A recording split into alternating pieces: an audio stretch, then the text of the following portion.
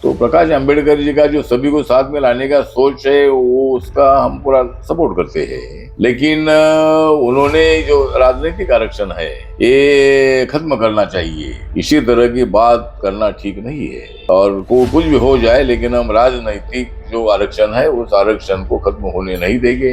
उद्धव ठाकरे जो हमारे अच्छे मित्र है, लेकिन उन्होंने गलत निर्णय लिया था। उन्होंने कांग्रेस एनसीपी के साथ जाने का निर्णय उनके लिए धोखे की घंटा थी। और मैं बीजेपी को बोल रहा था कि भाई 2 साल का करो, 3 साल का मुख्यमंत्री आप रहो, 2 साल का उनको दे दीजिए, या डिप्टी सीएम पद उनको दीजिए। पहले डिप्टी सीएम पद भी नहीं दिया था पहले राउंड में, तो 5 साल का डिप्टी सीएम पद उनको दीजिए। कोई ना कोई तो बात होनी चाहिए। लेकिन दोनों में इतनी दरार पैदा हुई थी कि बीजेपी को शिवसेना नहीं चाहिए थी और शिवसेना को बीजेपी नहीं चाहिए थी। मोदी जी ने शरद पवार को पद्म भूषण की पदवी भी दी है और बारामती में जाकर शरद पवार के कामों की प्रशंसा भी की है। उस माननीय शरद पवार जी ने, अगर अजीत दादा इधर आए तो पवार साहब ने वहां रहने से क्या फायदा है? इतने एमएलए को लेकर अजीत दादा इधर आ गए।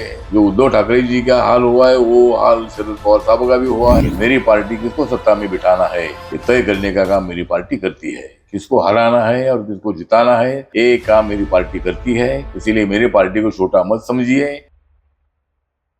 हम आज एक ऐसे नेता से बात करने वाले हैं जो दलितों के मुद्दे पर तो अपनी आवाज उठाते ही हैं। वो नेता सत्ता किसी की भी हो, नेता सत्ता में बने रहते हैं। उनका ह्यूमर, उनका हंसाना, उनका विनोद करने का तरीका और उनकी कविता सभी को बहुत भाती है और वो नेता सभी के दिल के बहुत करीब है। आज हम बात करेंगे रामदास अठौले जी से। Welcome sir. My first question, आज की तारीख में लोग कहते हैं कि लोकतंत्र खतरे में है, तो आप इसे कैसे देखते हैं? मुझे लगता है कि लोकतंत्र खतरे में नहीं है, लेकिन जो लोग बोल रहे भाई लोकतंत्र खतरे में है, वो लोग खतरे में है। क्योंकि नरेंद्र मोदी जी का नेतृत्व इतना विशाल है। नरेंद्र मोदी जी ने सबका साथ सबका विकास की भूमिका लेकर सभी जाति धर्म के लोगों को अपनी योजनाओं का फायदा पहुंचाया है। बातें तो होती रहती है कि ये सरकार मुस्लिम विरोधी है, ये सरकार संविधान बदलने वाली है, सरकार संविधान के मुताबिक काम नहीं करती है। इसी तरह के आरोप प्रत्यारोप होते हैं। लेकिन वही देही तामन आज मेरी इंटरव्यू ले रही है, और जो आरोप हमारे ऊपर होते हैं उस आरोप का जवाब देने के लिए हम लोग सक्षम है। हम विकास के लिए काम कर रहे हैं। आपने देखा होगा कि अपना देश, our country was on number 10 in world economy. Now our country came after Narendra Modi's leadership on number 4.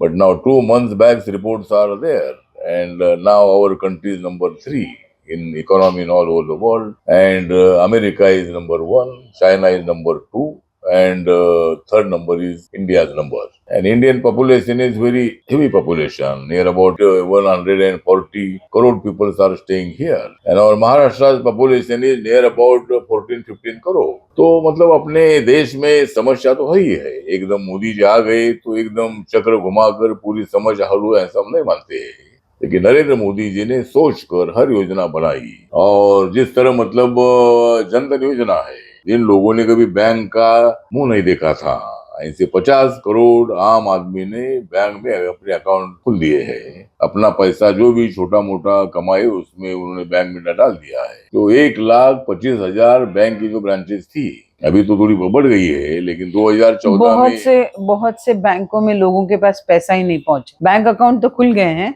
लेकिन बहुत से लोगों के पास पैसा नहीं पहुंचा, ऐसे कहा जाता है। तो उसे कैसे वो देखेंगे? बैंक अकाउंट की बात अलग है, मतलब पहुंचने का जो स्कीम होती है, स्कीम का पैसा तो पहुंचता ही है। जो किसान योजना में जो भी पैसा है उनको पहुंचता ही है। तो पेंशन योजना है, पेंशन योजना का पैसा पहुंचता ही है। तो बैंक अकाउंट खोलने का मतलब बैंक से अपना रिलेशन जोड़ने का एक पारदर्शिता इकोनॉमी में लाने के लिए। तो इसी तरह मतलब बहुत सारे काम है कि जहां उज्ज्वला योजना जो है, कम से कम 9 करोड़ से ज्यादा लोगों को गैस सिलेंडर घर में मिला है। अभी गैस के बढ़ते हुई कीमतों के बाद लोग फिर चूल्हे पे आ गए हैं। हाँ, मतलब अभी गैस की कीमतें जो है वो कम होनी चाहिए, उसके लिए जरूर सरकार की तरफ से कोशिश है। मतलब आम आदमी को इतनी तकलीफ नहीं होनी चाहिए। लेकिन लगातार 4-5 सालों से जब कोविड आया, तब से कम 80 करोड़ लोगों को फ्री में अनाज देने का एक निर्णय सरकार ने लिया, और भी 5 साल बढ़ाने का निर्णय सरकार ने लिया है। प्रगति करने की कोशिश तो हमारी हो रही है,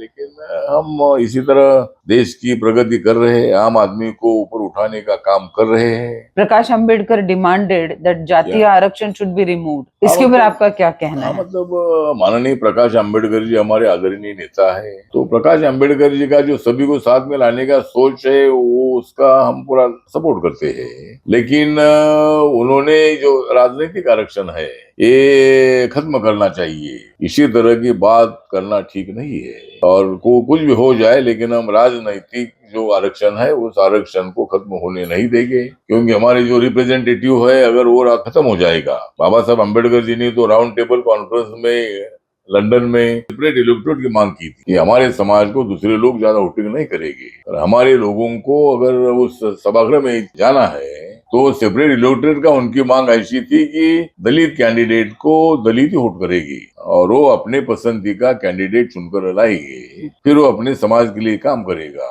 तो एक उनका सोच था। तो जो हमारी रिजर्व सीटें है तो कुछ जगह पर दो दो सीट होगी, मतलब जितनी सीटें हमारी है। लेकिन महात्मा गांधी जी ने मतलब जब वो एरोडा जेल में थे तब उसका उन्होंने विरोध किया था, और महात्मा गांधी जी का कहना था कि अगर बाबा साहब अम्बेडकर जी की मांग अगर अंग्रेज मान्य कर रहे हैं तो इसका अपने देश पर अलग असर हो जाएगा, हिंदू समाज में फूट हो जाएगी। और इसीलिए मतलब महात्मा गांधी जी ने एरोडा जेल में अनशन शुरू किया और उन्होंने सेपरेट इलेक्टोरेट का विरोध किया था। बाद में बाबा साहब और महात्मा गांधी जी में कॉम्प्रोमाइज हुआ। वो पूना पैक्ट के कारण, जो पूना पैक्ट हुआ था उसके कारण अभी हमको रिजर्वेशन मिला है। तो पॉलिटिकल रिजर्वेशन नहीं चाहिए, ये माननीय प्रकाश अंबेडकर जी के मत से मैं सहमत नहीं हूँ, और ये आरक्षण हमें हमेशा के लिए होना ही चाहिए। दलितों के प्रश्नों के लिए जितने भी नेता लड़ रहे हैं वो संगठित कब होंगे? हाँ, दलित जो है, दलित संगठित है ही। जब अपने समाज का जब इशू आता है तब दलित संगठित होते ही है। जब आपने देखा होगा कि मराठवाड़ा यूनिवर्सिटी को बाबा साहब का नाम देने के लिए जब हमने आंदोलन शुरू किया तो पूरा समाज तो हमारे साथ था ही था, लेकिन बहुत सारे महाराष्ट्र के लोग, अनेक पार्टी के लोग हमारे साथ आंदोलन में थे। दलित तो- नेता कब संगठित हो जाएंगे? हाँ, वो तो दलित प्रश्न है। नेता संगठित होना बहुत बड़ा मुश्किल है, क्योंकि हमने बहुत बार प्रयास भी किया है। और जब हमारी यूनिटी हुई थी 1995 में, उसके पहले हमारी यूनिटी हुई थी 1989 में, तब मेरे ऊपर दबाव लाया गया कि जो दलित कांग्रेस ऑफ इंडिया संगठन है ये संगठन डिसॉल्व करना चाहिए, क्योंकि सबका कहना था कि हम हमारे ग्रुप को डिसॉल्व कर रहे हैं और आरपीआई में सबको सम्मिलित होना है, रिपब्लिकन पार्टी ऑफ इंडिया में सबको सम्मिलित होना है। तो फिर अपने अपने ग्रुप डिसॉल्व करने की मांग होती रही। फिर हम दलित पैंथर डिसॉल्व करने के लिए तैयार नहीं। पैंथर के अस्तित्व के लिए मैंने यूनिटी होने नहीं दी। ऐसा मेरे ऊपर आरोप नहीं होना चाहिए, मेरे ऊपर दाग नहीं लगना चाहिए। इसीलिए हमने दलित पैंथर्स ऑफ इंडिया गांव गांव में हमारे बोर्ड होते थे, हमारे आंदोलन हमेशा रहते थे। नामांतर का आंदोलन हो, झुग्गी झोपड़ी का आंदोलन हो, बेरोजगारों का आंदोलन हो, मंडल कमीशन का आंदोलन हो, मराठा समाज के आरक्षण का आंदोलन हो, बेरोजगारों का आंदोलन हो, आदिवासी समाज का आंदोलन हो, सभी वर्गों के लिए हम सभी आंदोलन करते रहते थे। तो वो संगठन डिसॉल्व करना हमारे लिए बहुत बड़ा नामुमकिन था, लेकिन मैंने सबको समझाया। मेरे कार्यकर्ता बहुत सारे रोए भी कि पैंथर को डिसॉल्व करना ठीक नहीं है, लेकिन ये सब नेताओं ने मेरे सामने प्रस्ताव ही रखा कि यूनिटी करनी है तो आपको पैंथर डिसॉल्व करनी पड़ेगी। मैंने दूसरा प्रस्ताव रखा था कि पैंथर को युवा संगठन आप रखो और मैं पूरे पैंथर रिपब्लिकन पार्टी में सम्मिलित हो जाएगी, लेकिन दलित पैंथर्स ऑफ इंडिया युवक का संगठन आप रखो। लेकिन सबने उसका विरोध किया, इसीलिए मुझे पैंथर डिसॉल्व करनी पड़ी थी। पैंथर डिसॉल्व करने के बाद क्या दलित संगठनाएं इकट्ठी हो गई एक छत के नीचे? हाँ, तो दलित पैंथर डिसॉल्व करने के बाद सब हम एक साथ हो गए ना। जब 1989 में जब 6 दिसंबर को मेरी सभा हमेशा शिवाजी बाग मैदान में होती थी दलित पैंथर ऑफ इंडिया की, तो हमारे सभा में आकर कुछ लोगों ने घोषणाबाजी की कि यूनिटी होनी चाहिए, यूनिटी होनी चाहिए। मेरा संगठन गांव गांव में बढ़ता रहा, मेरा संगठन बस्ती बस्ती में बढ़ता रहा, और मैंने मेरा मार्ग तय किया था कि बाबा साहब विचारधारा हमारे पास है ही। इसलिए मैंने मेरी रणनीति तय की कि मैं लोगों के लिए काम करता रहा, मैं मंत्रालय जाता रहा, मैं पुलिस स्टेशन जाता रहा, लोगों के लिए मैं मदद करता रहा। तो इसीलिए मैं कितना विद्वान हूँ इसका विचार ना करके मैं फील्ड वर्कर हूँ। इसीलिए गांव गांव के लोग मेरे साथ आए। जो बड़े बड़े साहित्यकार थे, बड़े बड़े नेता थे, उनके साथ उतने लोग रहे नहीं, लेकिन मेरे साथ 99% जो लोग हैं समाज के, ये बड़ी संख्या में मेरे साथ आए। लेकिन आपका जो मुख्य सवाल है कि भाई दलित नेता कब इकट्ठा हो जाएंगे, तो 90 का जो मैं आपको बता रहा हूँ कि 75 तो डिसॉल्व हो गई, हम सब एक साथ आए भी ले, और एक शिवाजी पार्क मैदान में एक बड़ी सभा भी हुई जिसमें माननीय प्रकाश आंबेडकर, आर.एस. गवई साहब, खोबरागढ़ी good, professor Jogendra Kawade sir, हमारी पैंथर, हम सब लोगों का समाज में बहुत बड़ा उत्साह था। सब नेता लोग एक साथ आए हैं और शिवाजी पार्क में बहुत बड़ी रैली हमारी हुई थी। लेकिन वहाँ एक मतभेद ऐसे हुए कि रिपब्लिकन पार्टी जो यूनिटी भी हो गई है, यूनाइटेड पीपल पार्टी जो है, इन्होंने एकदम इलेक्शन सामने आ गया था।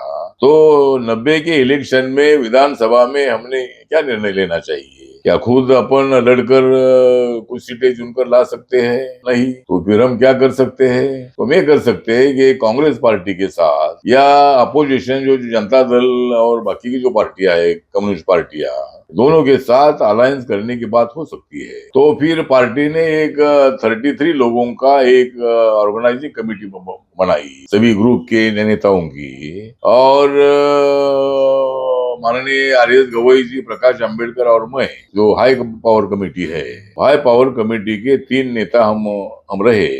फिर पार्टी में ये विवाद चलता रहा कि मेरा कहना ये था कि अगर एक नंबर का शत्रु अगर भाजपा शिवसेना है, तो फिर एक शत्रु को, एक नंबर 1 के शत्रु को हराना है, तो फिर कांग्रेस के साथ जाना चाहिए। लेकिन प्रकाश आंबेडकर जी का कहना ये था कि नहीं, जनता दल के साथ जाना चाहिए। पी सिंह जी ने बौद्धों को सुविधा दी है। तो मैं बोलता था कि भाई ये बात सही है, लेकिन आज का सिनेरियो ऐसा है कि हम जनता दल की ताकत यहाँ नहीं है। यहाँ जनता दल जो है, अपोजिशन बहुत बड़ा वीक है।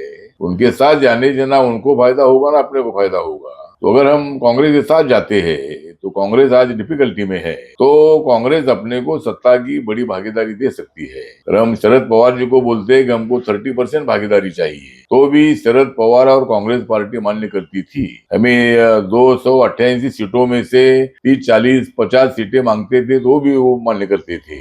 तो लेकिन इन लोगों ने मेरा माना नहीं। तो लेकिन एक बात मैं बताना चाहता हूँ कि फिर जब ये मतभेद हो गए, कुछ लोग बोल रहे थे कि जनता दल को सपोर्ट करना चाहिए, कुछ लोग, मैं और कुछ लोग बोल रहे थे कांग्रेस का सपोर्ट करना चाहिए। तो सबको मत रखने का अधिकार है, लेकिन निर्णय कैसा लेगी? तो गौतम बुद्ध के टाइम पर भी इसी तरह की बौद्ध भिक्षुओं में मतभेद होते थे। तो तब ये तय हुआ कि भाई अगर मतभेद होते तो निर्णय कैसा लेंगे? तो बुद्ध के कार्यकाल में भी सिस्टम आई, लोकतंत्र जो है। तो फिर हमने ये प्रस्ताव रखा कि भाई जो बहुमत से जो निर्णय होगा वो मान्य करेंगे। फिर बहुमत लिया गया। तो 33 लोगों में से 23 लोगों ने कांग्रेस के समर्थन में वोटिंग किया और 11 लोगों ने जनता दल के साथ अलायंस करने के लिए पसंदी दी। तो फिर बाद में फिर ये संयोजन समिति में चर्चा हुई कि अभी ऐसा करो कि मतभेद नहीं होना चाहिए, तो इसीलिए अपन तीनों मिलकर आप निर्णय लीजिए। तो फिर हमारी तीनों की मीटिंग हो गई, प्रकाश आंबेडकर, गवई साहब और मेरी। लेकिन प्रकाश आंबेडकर जी ने माना नहीं। और फिर मैंने बोला कि गवई साहब को क्या करना है। मैं बोला कि भाई कांग्रेस के साथ जाने के लिए आपने हमको सपोर्ट किया है। तो बोले मेरा आपको सपोर्ट है कांग्रेस के समर्थन में। तो फिर मैं बोला कि अभी हमारा तीनों में बहुमत हुआ है, मैं और गवई साहब का मत है कांग्रेस को सपोर्ट करना चाहिए। चलो पार्टी का निर्णय अपन अनाउंस करते हैं। मैंने प्रकाश जी को बोला, लेकिन प्रकाश जी प्रेस कॉन्फ्रेंस में आए नहीं।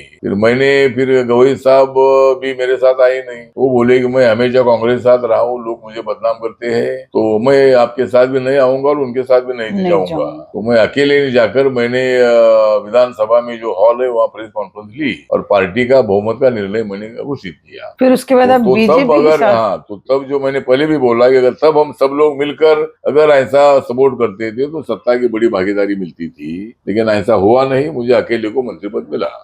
तो आप बीजेपी को कैसे स्विच हुए फिर? हाँ, तो फिर ऐसा हुआ कि वैसा तो हम समझो 90 से 95 तक मैं महाराष्ट्र सरकार में मैं मंत्री रहा। अगर जो मैं पूरा इतिहास जो बता रहा था ऐसा होता था तो शायद प्रकाश अंबेडकर जी डेप्यूटी सीएम भी बन सकते थे, हम गवई साहब, मैं, कवाड़े, बाकी के लोग मंत्री भी बन सकते थे। बहुत सारे महामंडल अपने को मिलते थे 25-30%, और बहुत सारे समाज के एमएलए भी चुनकर आते थे। तो लेकिन ऐसा हुआ नहीं। लेकिन उसके बाद फिर ऐसा हुआ कि 90 से 95 तक मैं कैबिनेट मंत्री रहा। फिर 95 को दोबारा हम सब एक साथ आए, और फिर 96 में जो लोकसभा का चुनाव आया, तो लोकसभा का चुनाव जो आया तो उस चुनाव में हम लोगों ने 11 सीटों पर हमने चुनाव लड़ने का निर्णय लिया।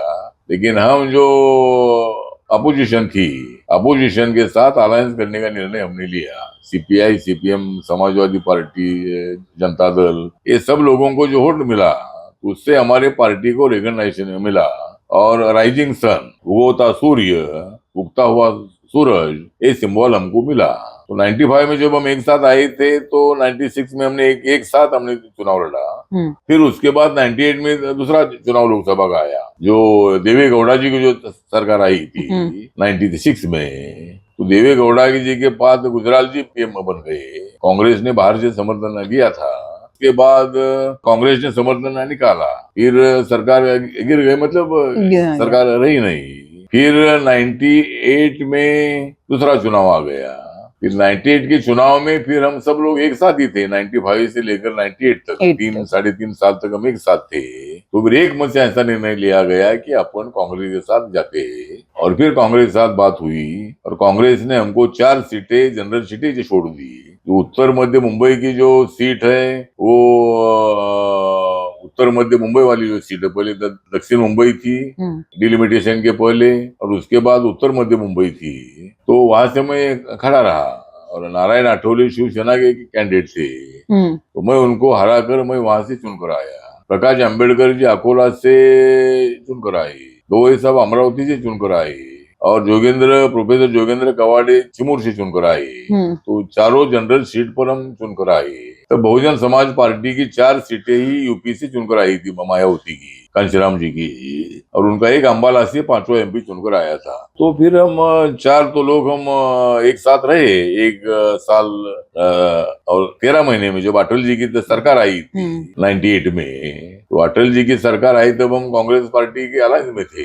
तब अटल जी की सरकार जब अविश्वास प्रस्ताव लाया गया 13 महीने के बाद, तो अटल जी की सरकार एक वोट से हार गई। तो बाबा साहब ने जो बोला था कि 1 मैन 1 वोट 1 वैल्यू, एक आदमी, एक मत और एक मूल्य। तो फिर अटल जी की सरकार एक वोट से जब हार गई, तो पूरे वर्ल्ड ने देखा कि Indian democracy is the best democracy in the world. India की डेमोक्रेसी जो है ये इतनी स्ट्रांग है, वह एक मत से भी आदमी या पार्टी हार सकती है। तब भी हमको प्रमोद महाजन के तरफ से ऑफर भी आई, प्रकाश अंबेडकर उसके लिए तैयार थे, लेकिन मैं, गवई साहब और कवाड़े सर हम बिल्कुल तैयार नहीं थे शिवसेना अपना इंडी के साथ जाने के लिए। तो फिर दोबारा इलेक्शन आ गया 99 में। तो दोबारा इलेक्शन आ गया तो उसके पहले ही प्रकाश अंबेडकर ने एक अलग पार्टी बनाई, भाजपा बहुजन महासंघ। फिर हम तीनों एक साथ रहे, गवई साहब, कवाड़े सर और मैं। फिर बाद में 99 में जो इलेक्शन आया, तब मेरा कहना ये था कि तब कांग्रेस पार्टी से शरद पवार को निकाल रहा था फॉरेन ओरिजिन के मुद्दे पर। तो मेरा आग्रह ये था कि भाई शरद पवार, सोनिया गांधी जी तो है ही है, उनके बारे में हमको आदर है ही है, लेकिन शरद पवार जी महाराष्ट्र के स्ट्रांग नेता है, तो हम उनके साथ जाना चाहिए। लेकिन गवई साहब ने इसका विरोध किया कि ये फॉरेन ओरिजिन के मुद्दे से मैं बिल्कुल सहमत नहीं हूँ और मैं आपके साथ नहीं आऊंगा। मैं ये ग्रुप के 3 ग्रुप हो गए, प्रकाश अंबेडकर का ग्रुप अलग बन गया था, फिर मेरा ग्रुप अलग हो गया, और कवाड़े सर और गवई साहब एक साथ रहे, तो 3 ग्रुप हो गए। फिर हमारा एक ग्रुप था, तो उसके 4 ग्रुप बाद में बन गए। ये पूरा इतिहास है। अभी शिवसेना जो अलग हो गई है, एकनाथ शिंदे और उद्धव ठाकरे, इसे आप कैसे देखते हैं? उद्धव ठाकरे जो हमारे अच्छे मित्र है, लेकिन उन्होंने गलत निर्णय लिया था। उन्होंने कांग्रेस एनसीपी के साथ जाने का निर्णय उनके लिए धोखे की घंटा थी, और शुरू से ही सभी एमएलए नाराज थे, बोल नहीं सकते थे। लेकिन माननीय उद्धव ठाकरे जी ने सभी एमएलए के साथ बातचीत करके निर्णय लेना चाहिए था। तो सरकार ऐसी शिवसेना भाजपा की बननी चाहिए लेकिन मैं एक याद दिलाना चाहता हूँ कि शिवसेना बीजेपी कई साल एक साथ रहे, लेकिन पहली बार जब 1912 में जब मैं या मेरी पार्टी आरपीआई जब बीजेपी के साथ शिवसेना के साथ आई तब युति की महायुति हुई। अभी अजय दादा आने के बाद युति की महायुति हुई ऐसा बिल्कुल नहीं है। हाँ, तब भी थे। तो तभी मतलब महायुति के नाम से ही मतलब पूरा मीडिया में आता था कि आरपीआई ने जब बीजेपी शिवसेना के अलायंस को ज्वाइन किया बीएमसी इलेक्शन में तभी महायुति हुई। इसी तरह की मीडिया में पूरी न्यूज आ गई है। तो आजकल अभी एकनाथ शिंदे जी ने जो निर्णय लिया तो वो 2.5 साल तक एक्सरसाइज कर रहे थे। 40 एमएलए को इकट्ठा करना कोई मामूली बात नहीं थी, लेकिन उन्होंने आखिर में मतलब 40 एमएलए को इकट्ठा करने में सफलता पाई और उसका कारण माननीय उद्धव ठाकरे जी, संजय राउत है। इन्होंने ही बीजेपी को पीठ में खंजीर घुसने का काम किया और मैंडेट जो था उसके मुताबिक उन्होंने काम करने की आवश्यकता थी, लेकिन ऐसा हुआ नहीं। दूसरा ये भी प्रस्ताव था कि भाई 2.5 साल का ये माननीय उद्धव ठाकरे जी बोल रहे थे 2.5 साल मुख्यमंत्री पद हमको मिलना चाहिए, उस पर भी बीजेपी की तरफ से भी कोई रिएक्शन आई नहीं। और मैं बीजेपी को बोल रहा था कि भाई 2 साल का करो, 3 साल का मुख्यमंत्री आप रहो, 2 साल का उनको दे दीजिए या डिप्टी सीएम पद उनको दीजिए। पहले डिप्टी सीएम पद भी नहीं दिया था पहले राउंड में माननीय देवेंद्र फडणवीस जी के टाइम पर, तो 5 साल का डिप्टी सीएम पद उनको दीजिए, कोई ना कोई तो बात होनी चाहिए। लेकिन दोनों में इतनी दरार पैदा हुई थी कि बीजेपी को शिवसेना नहीं चाहिए थी और शिवसेना को बीजेपी नहीं चाहिए थी। लेकिन जब से मतलब ये दोनों एक साथ आए हैं तब से दोनों भाजपा शिवसेना ऐसा ही नाम लेते हैं। अजीत दादा आ गए तो ये 3 पार्टी की सरकार ऐसा ही बोलते हैं, वो हमारे पार्टी का नाम ही लेते नहीं है। मतलब मेरी पार्टी तो मतलब छोटी पार्टी है। मेरी पार्टी कितने एमएलए है, कितने एमपी है, कितने कारपोरेटर है वो तो छोड़ दो, लेकिन मेरी पार्टी गांव गांव में, गली गली में, घर घर में मेरी पार्टी का नाम है। जरूर आरपीआई में ग्रुप है भी, लेकिन मेरा ग्रुप जो है, मेरा ग्रुप पूरे समाज में पॉपुलर है। जब भी मैंने निर्णय लिया है, मैंने लोगों से बातचीत करके निर्णय लिया है। मैं तो पहले शिवसेना भाजपा का कड़ा विरोध करता था, लेकिन जब मैं बाला साहब ठाकरे जी को मिलकर आया तो मैंने, जब मैं कांदिवली में रहता था, उसके पहले जब मैं मंत्री बनने के पहले मैं सिद्धार्थ हॉस्टल में रहता था वडाला। मंत्री बन गया तो मैं सातपुड़ा बंगले में आ गया और 5 साल के बाद मंत्री जाने के बाद मेरे पास कोई घर भी नहीं था। 15 साल तक मैं चारकोप में रहा और उसके बाद फिर जब छगन भुजबल जी जब हाउसिंग मिनिस्टर थे तब उन्होंने मुझे बांद्रा में 2,500 फीट का एक प्लॉट मुझे मेरे नाम पर मुझे दिया था।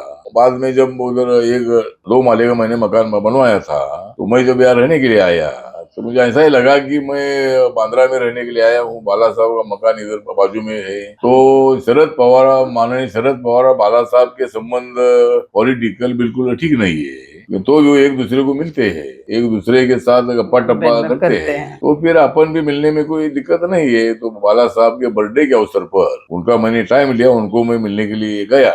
बाला साहब ने मेरे साथ 1.5 घंटा बात की और मुझे उन्होंने ये समझाया कि शिव शक्ति के साथ भीम शक्ति आनी चाहिए। ये मेरा बहुत दिनों से मेरा सपना है। मैं बाबा साहब अम्बेडकर जी का विरोधक नहीं हूँ। मेरे पिताजी प्रबोधनकार ठाकरे जी बाबा साहब के बहुत बड़े मित्र थे और प्रबोधनकार ठाकरे जी के कारण संयुक्त महाराष्ट्र समिति में बाबा साहब आए थे। तो मैं कोई बाबा साहब का विरोधक नहीं हूँ, लेकिन मराठवाड़ा विश्वविद्यालय को मैंने इसलिए विरोध किया था, मराठवाड़ा के लोगों ने मुझे बताया कि मराठवाड़ा की जनता का इसको विरोध है, इसीलिए मैंने इसका विरोध किया था।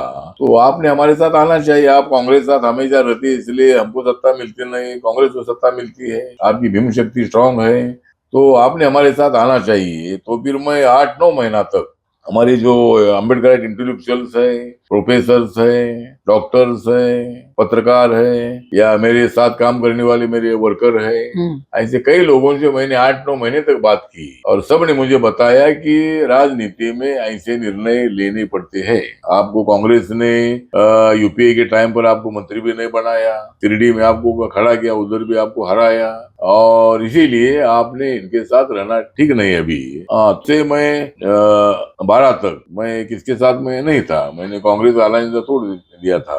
सबने मुझे एडवाइस किया कि शिवसेना बीजेपी के साथ जाने में कोई दिक्कत नहीं है और एनडीए में जिस तरह नेशनल डेमोक्रेटिक अलायंस में जॉर्ज फर्नांडिस थे, नीतीश कुमार जी थे, ममता बनर्जी थी, शरद यादव थे, ये सब लोग उसमें थे जी। तो इसीलिए कॉमन मिनिमम प्रोग्राम पर इकट्ठा आने में दिक्कत नहीं है। ये मुझे बहुत सारे लोगों ने समझाया, और सब लोग अगर बोल रहे हैं तो फिर मैंने निर्णय लिया। मेरे ऊपर आरोप लगाते हैं कि भाई हमेशा मंत्री पद के लिए ये इधर उधर जाता है, लेकिन ऐसा ना नहीं है। मैं जिनके साथ जाता हूँ उनको सत्ता मिलती है, उसके बदले में मुझे भी सत्ता मिलती है। जी। और ये लोग जिनके पास जाते हैं उनको सत्ता ही नहीं मिलती है, इसीलिए सत्ता के बाहर रहते हैं। इसीलिए मुझे कोई मंत्री पद का शौक नहीं है। मैं एज ए कार्यकर्ता मैं बहुत बड़ा स्ट्रांग हूँ। मंत्री पद आते हैं जाते हैं, एमपी पद आता है जाता है, तो मुझे मिलने वाले लोग, मेरे पास काम के लिए आने वाले लोग जो है ये दलित प्रांतर के टाइम से मेरे पास आते हैं। मैं कल मंत्री नहीं भी रहूंगा तो मेरे साथ आएंगे, मैं एमपी नहीं भी रहूंगा तो लोग मेरे साथ आएंगे। मेरा संगठन पूरे देश भर में है, इसी तरह मेरा काम चल रहा है। 2025 में आप दिल्ली में रहोगे या महाराष्ट्र में? हाँ, मतलब वो 2024 में तो मैं अभी महाराष्ट्र में आने का मुझे कोई इंटरेस्ट नहीं है ना। महाराष्ट्र में आकर मैं ना मुख्यमंत्री बन सकता हूँ, अगर मुख्यमंत्री बनने का मौका आएगा तो आ सकता हूँ, लेकिन मुझे कोई मेरे पार्टी के लोग इतने एमएलए चुनकर आएंगे नहीं तो मैं मुख्यमंत्री कैसा बनूंगा। तो मुझे कोई मुख्यमंत्री बनने की कोई इतना इंटरेस्ट मुझे नहीं है। जब यहाँ मुझे जब पहले राउंड में माननीय मोदी साहब ने मंत्री नहीं बनाया था, मुझे वो बताया था कि भाई आपको सेकंड राउंड मिलेगी, पहला मुझे छोटा मंत्रिमंडल बनाना है। 2 साल के बाद जब विस्तार हुआ तो मुझे उसमें लिया गया। उसके पहले जब देवेंद्र जी अक्टूबर में जब सीएम बन गए थे तब मैं मंत्री नहीं था, मैं राज्यसभा का मेंबर ही था। तो तब मुझे पूछा गया था कि भाई आप देवेंद्र जी के मंत्रिमंडल में आप आइए और आपको कौन सा भी डिपार्टमेंट देने के लिए हम तैयार है कैबिनेट मंत्री पर। लेकिन मैंने बोला कि मेरे समाज की इच्छा ये है कि बाबा साहब के बाद रिपब्लिकन पार्टी को कभी मंत्री पद नहीं मिला है, इसीलिए मैं दिल्ली में ही मंत्री बनना चाहता हूँ। मुझे महाराष्ट्र में मैं 5 साल रहा हूँ, मुझे उधर इंटरेस्ट नहीं है, तो फिर मुझे बाद में मंत्री पद ये मिला है। तो सवाल आपका है कि भाई आप महाराष्ट्र में नहीं आना चाहता हूँ। 2024 में मोदी जी की सरकार आएगी और उनके मंत्रिमंडल में मैं रहूंगा। लास्ट 2 सवाल है मेरे, ये कि मोदी जी की लहर अभी भी है, और दूसरा मेरा सवाल ये है, भारत जोड़ो यात्रा राहुल गांधी की कितनी सक्सेसफुल है, जो वोट ले सकती है कांग्रेस? मुझे लगता है कि राहुल गांधी की भारत जोड़ो यात्रा ने भारत तोड़ो यात्रा है। भारत जोड़ने का तो बाबा साहब के संविधान ने भारत को जोड़ा ही है। झगड़े कभी कभी होते रहते हैं, विवाद होते रहते हैं, भाई भाई में झगड़ा होता है, मियाँ बीबी में झगड़ा होता है, माँ बाप में झगड़ा होता है। उसी तरह कभी कभी हिंदू मुसलमानों में भी कोई झगड़े होते हैं, कभी कभी दलित पर भी अत्याचार होते हैं। तो ये घटनाएं तो महिलाओं पर भी बहुत सारे अत्याचार हो भी रहे हैं, वो नहीं होना चाहिए। लेकिन मुझे लगता है कि इसी तरह जो विवाद है, विवाद को हम लोगों ने खत्म करना चाहिए। लेकिन राहुल गांधी जी बोल रहे हैं कि भाई हमको देश को जो जोड़ना है, बीजेपी तो तोड़ रही है। तो मोदी जी ने तो सबको एक साथ लाने का काम किया है, इसीलिए उनके आरोप में बिल्कुल तथ्य नहीं है। और भारत जोड़ो का उनको उतना कोई फायदा होगा नहीं। वो इंडिया नाम के आघाड़ी से जो भी नेता लोग अभी है, तो हर पार्टी का नेता पीएम बनने के लिए उत्सुक है। तो यहाँ हमारे पास तो एक ही कैंडिडेट है, मोदी जी, दूसरा नाम कोई है नहीं हमारे पास। तो लेकिन वहाँ कांग्रेस पार्टी के पास 2 के कैंडिडेट है, तो राहुल गांधी जी भी है और हमारे मल्लिकार्जुन खड़गे भी है। बाकी हर पार्टी में ममता बनर्जी बोलती है मैं हूँ, नीतीश कुमार बोलते हैं मैं हूँ, अरविंद केजरीवाल बोलते हैं मैं हूँ। तो हर पार्टी का एक आदमी प्रधानमंत्री पद के लिए बनने तैयार है और इकट्ठा भी आ गए, तो भी मुझे लगता है कि एक दूसरे को उसका बिल्कुल फायदा नहीं है। क्योंकि ममता जी की पार्टी तो बंगाल में है, वहाँ यहाँ महाराष्ट्र में कोई उनका फायदा नहीं है ना। उद्धव ठाकरे का, शरद पवार का कोई बंगाल में ममता को फायदा है। नाम के लिए एक साथ आ गए हैं, लेकिन मोदी जी ने जो काम किया है, हमारे सरकार ने जो काम किया है, उससे जनता हमारे साथ है। नेता हमारे साथ नहीं है, लेकिन जनता हमारे साथ है। और तीसरी बार मोदी जी प्रधानमंत्री बनेंगे और भारत एक विकसनशील देश के नाम पर आगे चलता रहेगा। महाराष्ट्र से एक भी पंतप्रधान बने नहीं है, तो कभी रामदास अठवले जी पंतप्रधान बन सकते? नहीं, मतलब महाराष्ट्र से तो प्रधानमंत्री पद के लिए तो वैसे तो मोरारजी देसाई बन गए थे, वैसे वो गुजरात के थे, लेकिन वो जो मुंबई प्रांत था, तो मुंबई प्रांत के वो पहले थे। लेकिन महाराष्ट्र का मराठी आदमी कोई अभी तक नहीं बन पाया है। शरद पवार जी को बनने का मौका आया था, लेकिन सोनिया गांधी ने उनको नहीं बनाया, और जिस सोनिया गांधी ने शरद पवार को प्रधानमंत्री नहीं बनाया, उस सोनिया गांधी जी के साथ शरद पवार को रहने से क्या फायदा है? मैं उनको बार बार बोल रहा हूँ कि आप इंडिया में आइए, लेकिन वो इंडिया में आते नहीं है। तो शरद पवार एक सक्षम आदमी थे।